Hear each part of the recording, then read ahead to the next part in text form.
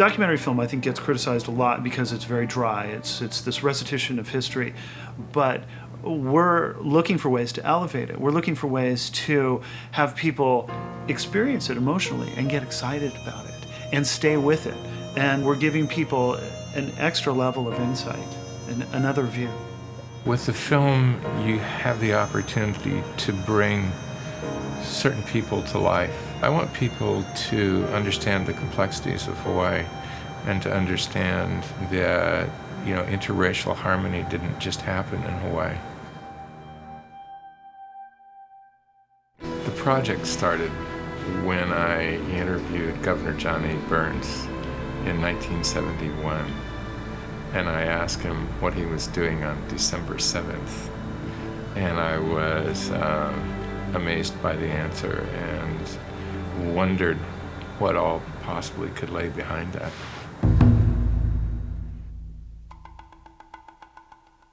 When we made Ganbare for the Japanese Cultural Center, it was always in my mind to do a long form that really explored more of the possibilities and more of the significance of the story, which revolved around preventing a mass internment of the Japanese community.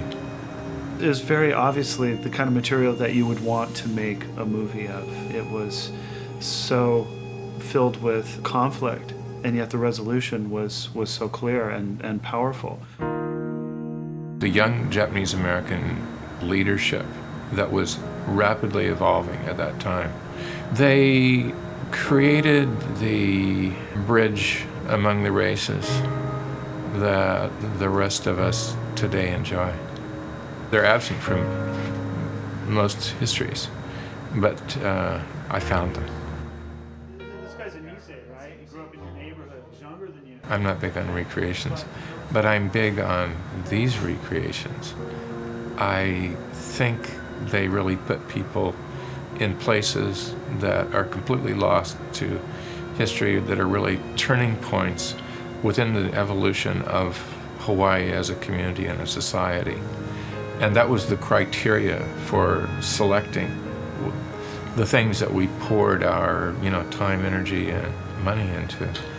When we work with an actor, we're actually able to get closer to that person and to that character than we would be if we were actually working with that person in real life. So we're getting a really good mix of historical clarity, of truth, and yet the things that people experience, the emotions and the drama behind it. As much as we would hate to see a war between the United States and Japan, it would be much easier for us, I think, if such an emergency should come, to face the enemy, Japan, than to stand the suspicions and criticism constantly leveled against us. We're pretty lucky because we seem to be the first people who are extensively using this film that John Ford shot when he was at the height of his powers in Hollywood. He was actually a commissioned officer in the Navy during World War II. Ford and the brilliant cinematographer Greg Tolan, who shot Citizen Kane, made a film in Hawaii after the attack on Pearl Harbor. It was called December 7th, and in fact, it was the first Pearl Harbor movie. It contained huge amounts of recreation of the attack on Pearl Harbor. But they made this very twisted piece of propaganda. The images that they staged weren't so successful, and those are the ones that we're not using. The images of just shooting people and places and the faces of Hawaii's population were rare. There weren't a lot of people during World War II running around with a 35 millimeter film camera who really knew how to shoot film, and yet there was Greg Tolan.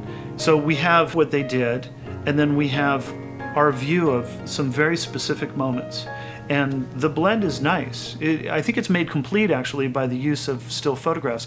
We shot stills of our characters as well as motion picture film. So what looks like traditional documentary work are actually still photographs that we took of our actors.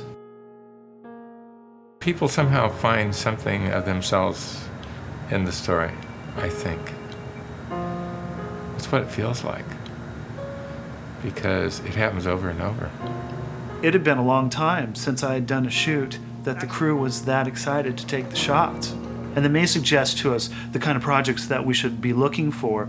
We should be looking for projects that have that story to share, something that Hawaii has that's unique to it that can share with the rest of the world, and a way for our local actors to put what they know about and love about Hawaii onto the screen with great authenticity. Better than any actor from the mainland could. The history is full of ambiguities, and there are no great certitudes that come out of this except for one, and that is, in time of great crisis, it is good to be acquainted with other people. Everybody's contribution is made so that we can convince everyone of the loyalty of Japanese Americans towards the United States.